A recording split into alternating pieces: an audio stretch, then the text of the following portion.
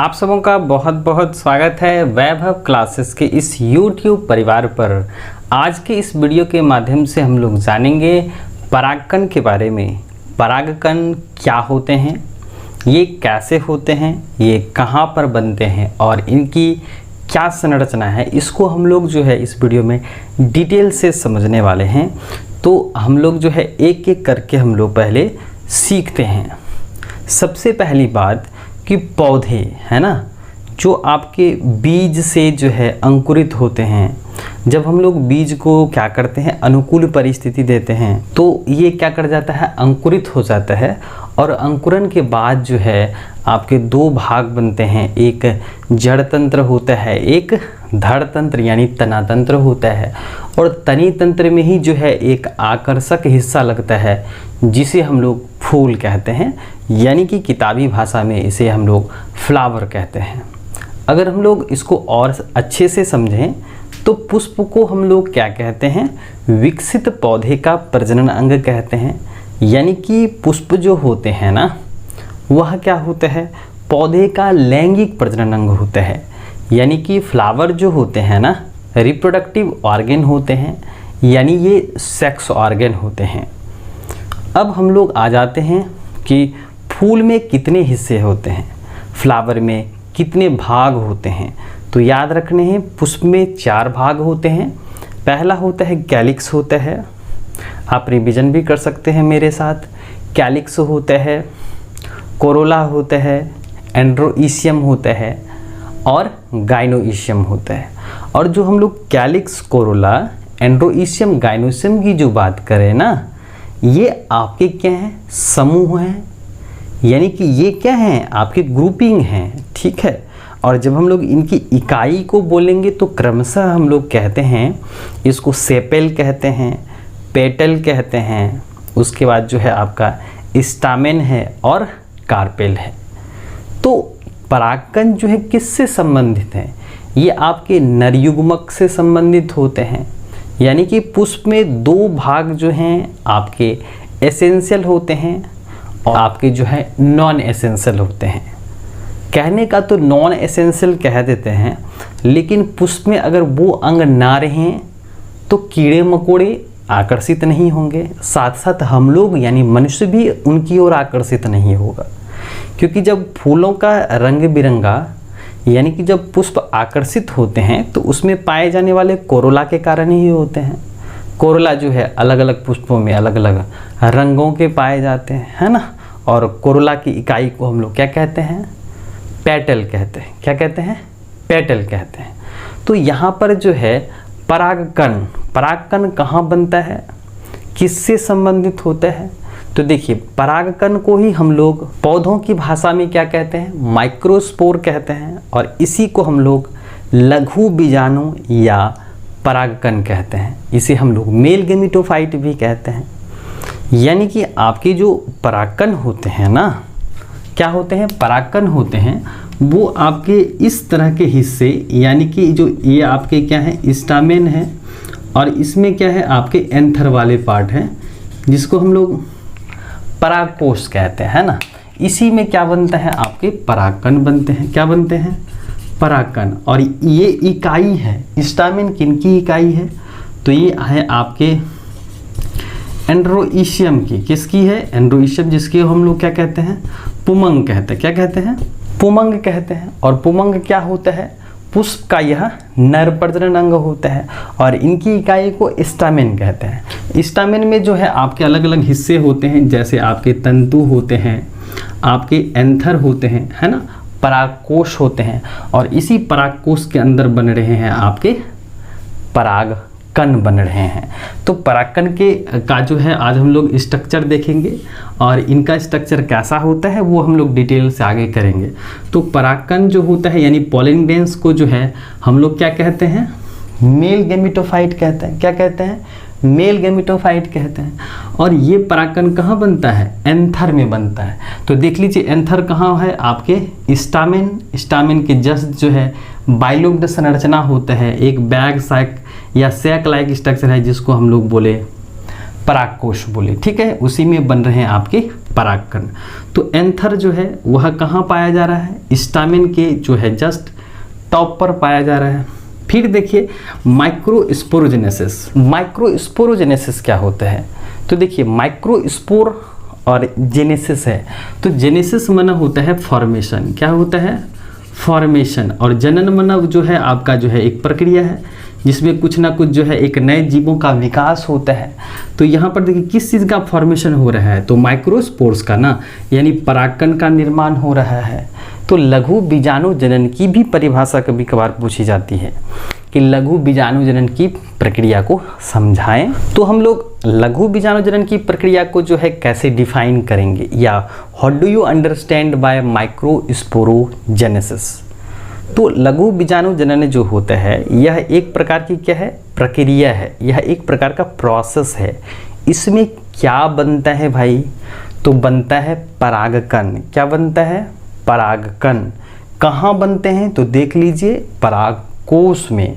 कहाँ, परागकोश में।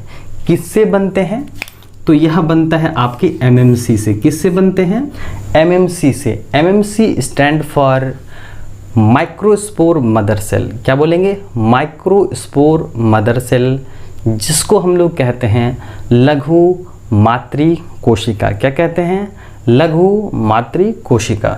इसमें क्या होता है, अर्धसूत्री होता है। क्या होता है, अर्धसूत्री विभाजन होता है। और इससे अगुणित जो हैं आपके 4 हाइप्लॉइड क्या बनते हैं, माइक्रोस्पोर्स बनते हैं, यानी परागकण बनते हैं जो पोलन टेट्राड के रूप में क्या होते हैं, अरेंज होते हैं।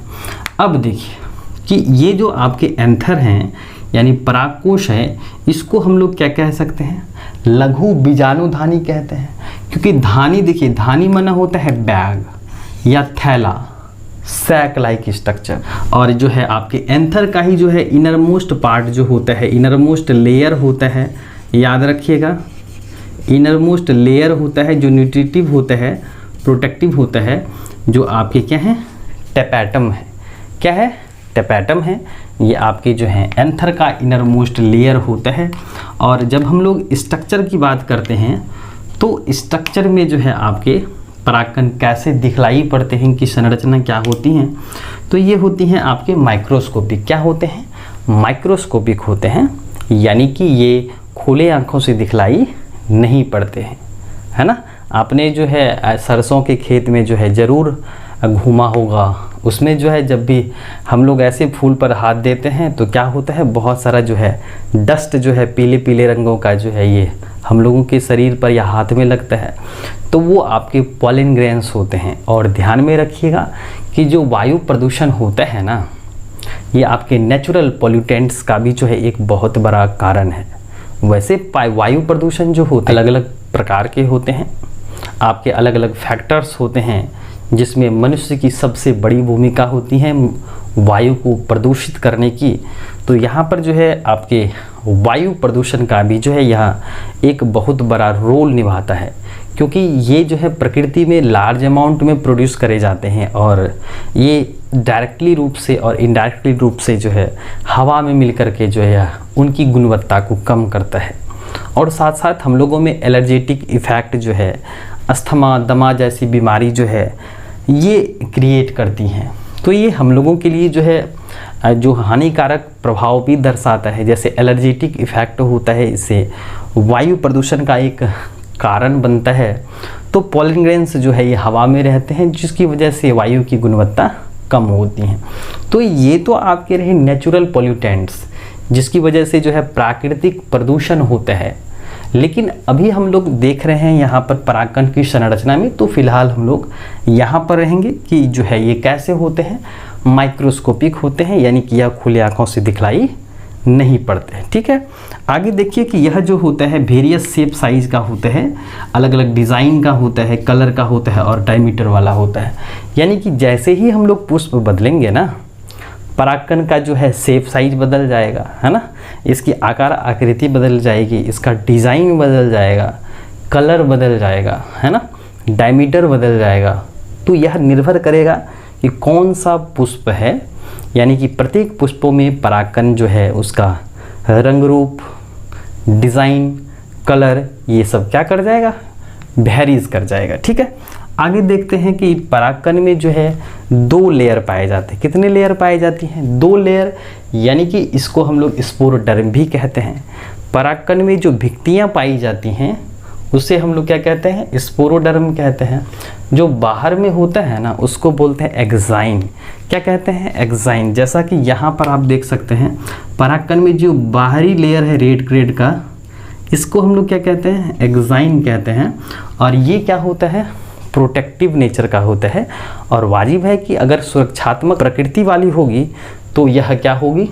मोटी होगी, है ना। सुरक्षात्मक होगी तो यह बाह्य होती है, बाहरी परत वाली होती हैं और स्पोरोपोलिनियन सी बनी होती हैं। तो याद रखिएगा, परीक्षा में पूछा जाने वाला ये सवाल है कि जो है परागकण की सबसे बाहरी परत जो एक्साइन होती हैं वह किससे बनी होती हैं? स्पोरोपोलिनियन से बनी होती हैं, जो आपके क्या होते हैं? केराटिनॉइड्स के जो हैं आपके पॉलीमर्स होते हैं। तो स्पोरोपोलिनिन जो है यह बड़े हार्ड मटेरियल्स का बना होता है, जिसकी वजह से कभी कभी जो है ये पॉलिन ग्रेन्स जो है फॉसिल के रूप में भी जो है मिलते हैं। उसके बाद देखते हैं इंटाइन, है ना। तो यह आंतरिक भित्ति होती हैं, सेल वॉल होता है परागकण का। चिकनी होती हैं, पतली होती हैं, साथ साथ बनी होती हैं सेलुलोज से। ठीक है, अब देखिए एक्साइन लेयर जो होता है ना कहीं कहीं एब्सेंट होता है। यहाँ पर हम लोग अगर देखें अच्छे से तो यहाँ पर देख लीजिए बाहरी जो परत है ना एक्साइन लेयर एब्सेंट है ना, तो ये परत क्या बना दी? आपके जर्मपोर बना दी। क्यों? क्योंकि इसी से क्या होना है? आपके पोलन ट्यूब का निर्माण होना है। इस तरह से जब फेवरेबल कंडीशन आएगा, फेवरेबल माने क्या हो गया? अनुकूल परिस्थिति माने क्या? जब परागकण जो है कहाँ पहुँच जाएगा? वर्तिकाग्र पर पहुँच जाएगा, है ना। तो इसको हम लोग क्या कहेंगे? अनुकूल परिस्थिति कहेंगे। और एक जगह से दूसरे जगह जाने को हम लोग क्या कहते हैं? परागन कहते हैं। परागन की परिभाषा क्या होती है? तो आपके परागकण जो होते हैं वो परागकोश में बनते हैं और परागकोश से मैच्योरेशंस के बाद जो है वह स्टिग्मास पर जाता है।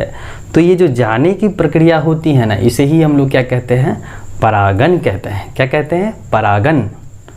तो ध्यान में रखिएगा, परागकण और परागन ये दोनों अलग अलग बातें हैं, है ना।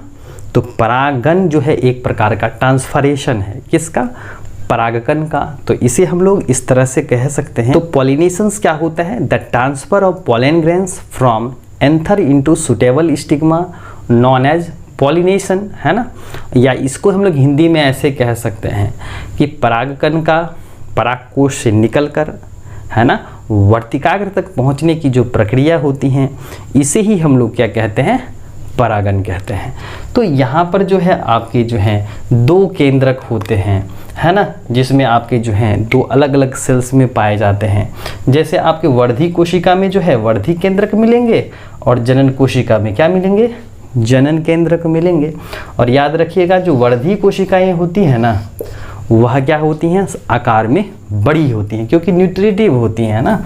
तो यहाँ पर आप देख सकते हैं ये जो आपके वर्धी कोशिकाएं हैं जिसके अंदर आपके वेजिटेटिव न्यूक्लियस पाए जा रहे हैं, ये लार्ज है ना, आकृति के दृष्टिकोण से। और जेनरेटिव या रिप्रोडक्टिव जो होता है आपके, ये क्या होता है? स्मॉलर इन साइज होता है। ठीक है, उसके बाद देखिए यहाँ पर पोलन ग्रेन्स जो होता है कभी कभी विंज्ड रखते हैं, यानी कि कभी कभी डेना होता है पोलन ग्रेन्स में, है ना, जो आपके ज़्यादातर आपके जिम्नोस्पर्म में मिलते हैं, जिसमें क्या होता है? एयर के द्वारा जो है एक जगह से दूसरे जगह वो आ जा सकते हैं। तो इस तरह से जो है पोलन ग्रेन्स में विंज जो होते हैं जिससे पॉलिनेशन की प्रक्रिया जो है वो आसान हो जाती हैं। तो ये आपके रहे परागकण जो हैं, और इसमें ध्यान रखने वाली बात ये है, और कन्फ्यूजन भी बहुत सारे बच्चे को होता है कि परागकण को हम लोग क्या कहते हैं? मेल गैमेटोफाइट कहते हैं, यानी कि इसका एक और नाम है माइक्रोस्पोर। क्या नाम है? माइक्रोस्पोर है, यानी माइक्रोस्पोर बोल दीजिए, परागकण बोल दीजिए, है ना, और अंग्रेजी में बोलते हैं पोलन ग्रेन्स। ठीक है, अब देखिए पोलन ग्रेन्स कहाँ बनता है? तो एंथर में बनता है। एंथर को हम लोग क्या बोले? माइक्रोस्पोरेंजियम बोले। हिंदी में क्या बोले? लघु बीजाणु धानी बोले। और यह किस प्रक्रिया के द्वारा बनता है? तो बोले लघु बीजाणु जनन। क्या बोले? लघु बीजाणु जनन, और इसे क्या कहते हैं? माइक्रोस्पोरोजेनेसिस कहते हैं। और परागकण को ही हम लोग एक और नया नाम देते हैं, मेल गैमेटोफाइट। क्या बोलते हैं? Male gametophyte. और परागकण जो होते हैं वह किससे बनता है? वो बनते हैं आपके माइक्रोस्पोर। किससे बनते हैं? Microspore mother cell. Mother cell, इसी को हम लोग क्या कहते हैं? लघु मातृ कोशिका। क्या बोलते हैं? लघु मातृ कोशिका में क्या होता है? अर्धसूत्री विभाजन होता है, जिससे 4 अगुणित परागकण का निर्माण होता है।